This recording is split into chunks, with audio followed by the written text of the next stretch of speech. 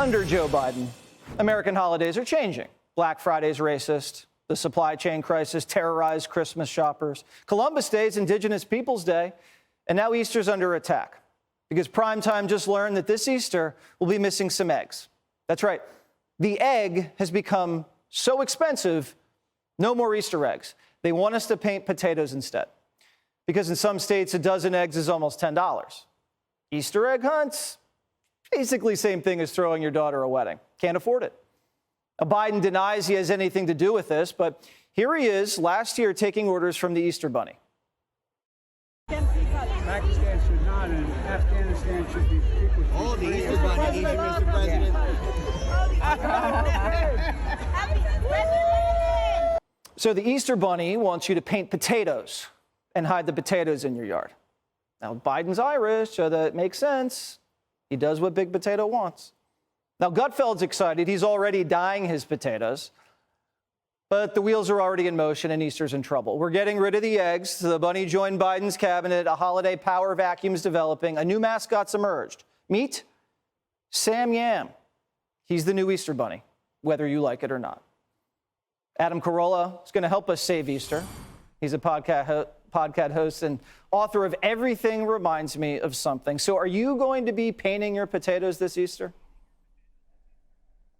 No. Even if that's a sexual euphemism, I still won't be painting my potatoes. It's very third world. I mean, it's like a Yakov-Smirnoff joke, right? Like in Russia, we didn't have eggs. We painted potato during Easter. Yes, I mean, that's something that Borat would have done or Cousin Balky would have done. That's not America. Cousin Balky. Also, the thing with the potatoes, Adam, my 2-year-old who's going to have an Easter basket, maybe 2 potatoes, and he can't carry that basket. A potato weighs like, I don't know, a lot more than an egg. Yeah, there's no way he's going to keep those underoos up with 2 big spuds in each side. There's going to be a lot of indecent exposure around those lawns of America. Yeah. You're going to have also people drinking Bud Light over the Easter holiday weekend, Adam.